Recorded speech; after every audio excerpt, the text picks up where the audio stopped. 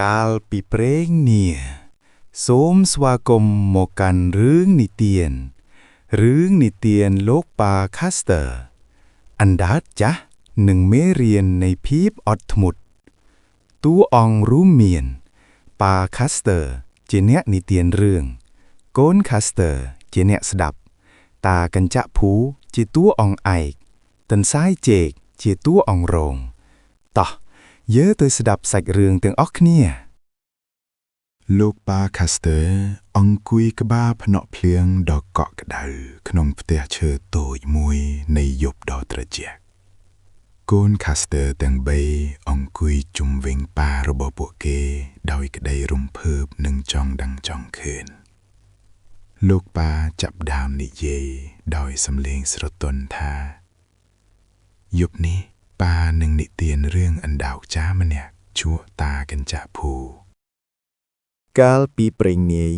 មានព្រៃខៀវស្រងាត់មួយដែលសម្បូរទៅដោយដើមឈើធំៗនិងផ្លែឈើផ្អែមឆ្ងាញ់គ្រប់រដូវកាលនៅក្នុងព្រៃនោះមានអណ្ដោកចាស់មួយក្បាលដែលគ្រប់គ្នាស្គាល់ថាជាតាកញ្ចាស់ភូដែលមានចិត្តល្អ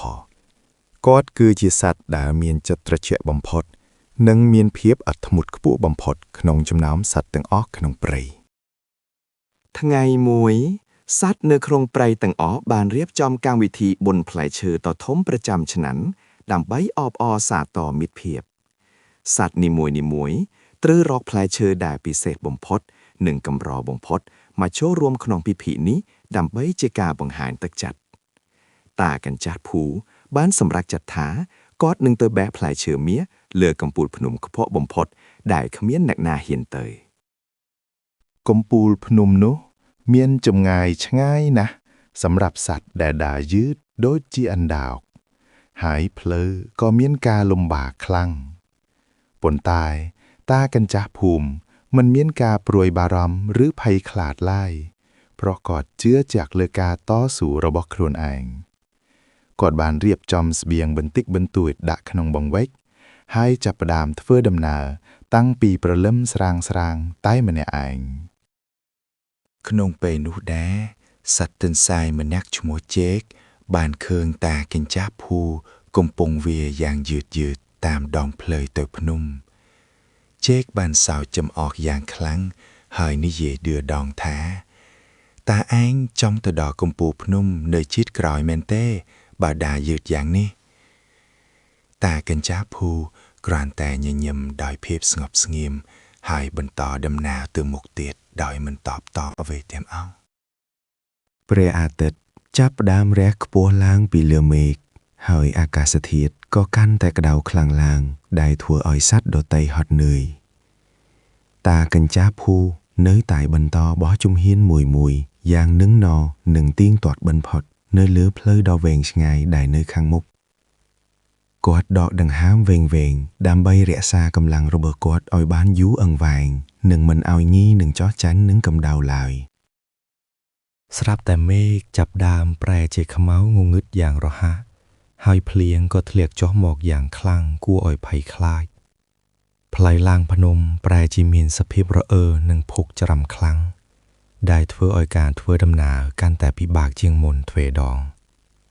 តាកញ្ចក់ភូត្រូវប្រុងប្រយ័ត្នខ្ពស់បំផុតក្នុងរាល់ជំហានដើម្បីកុំឲ្យរអើធ្លាក់មកក្រោមវិញដែលនាំឲ្យមានរបួសដោយសារភ្លៀងខ្លាំងពេកនិងខ្យល់បក់ខ្លាំងតាកញ្ចក់ភូបានសម្រេចចិត្តរកកន្លែងជ្រូកក្រោមផ្ទាំងថ្មធំមួយទោះបីជាត្រូវឈប់សម្រាកបណ្ដោះអាសន្នក៏ដោយប៉ុន្តែចិត្តរបស់គាត់នៅតែនឹកឃើញដល់គួរដៅជានិច្ចមិនប្រែប្រួលគាត់មិនបានត្អូញត្អែអំពីឧបសគ្គធម្មជាតិដែលកំពុងកើតឡើងចំពោះមុខនោះទេហើយថែមទាំងសម្រាប់យកកម្លាំងចំណែកឯសត្វទន្សាយជែកវិញគេបានរត់យ៉ាងលឿនសំដៅទៅរកផ្កាស្អាតដែលរីកស្គុះស្កាយនៅតាមដងផ្លូវជែកគិតថាខ្លួនឯងពូកែជាងសត្វឯទៀតដូច្នេះគេក៏ឈប់លេងកម្សាន្តយ៉ាងសប្បាយរីករាយដោយមិនខ្វល់ពីការងារគេភ្លេចគិតថាពេលវេលាកំពុងតែកន្លងផុតទៅយ៉ាងលឿនបំផុតខណៈដែលមេឃកាន់តែល្ងាចទៅល្ងាចនៅពេលភ្លៀងរៀងបន្តិច ตากันจ้าผูก็บรรต้อดำหนาตะมกเตียดเพลี่ยมดอยมันบังอ่องอยู่หลอยดังไปตามอ้อยตอนแผนกาผู้จรำบ้านทวืออ้อยเจืองระบอกกอดทั้งงุ้นนังปีบากเลิกปันแต่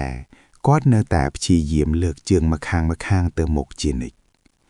เพียบอดทมดระบอกกอดบ้านคลายเจกำลังรุนจรานย่างคลังคลาดาทวืออ้อยกอดมันแจฮอตเนยนังกาเวีย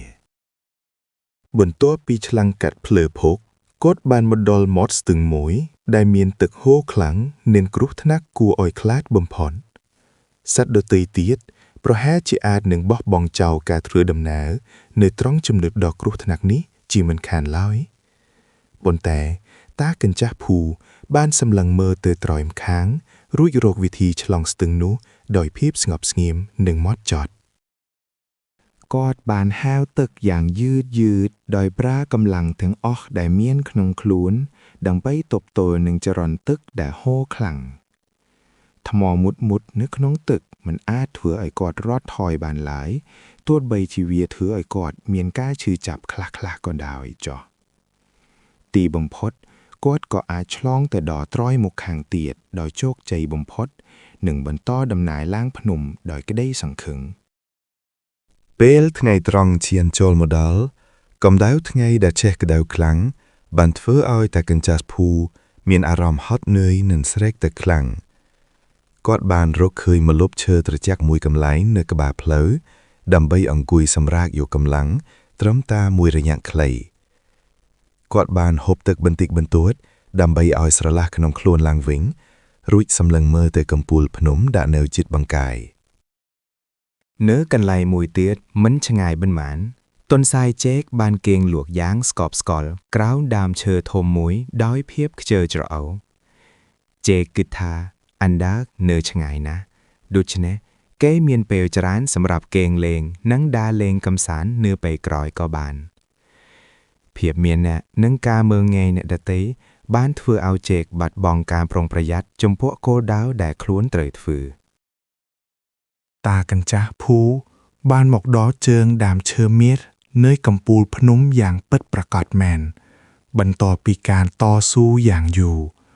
แผลเมียดทั้งนู้พลื้อแจงจังกูไอจ้องเบะหยอกหมกทั่วเจี๊ยจำในบรรพดหนึ่งมินเคลินกระโอบชงุยชงบเป็นเปรย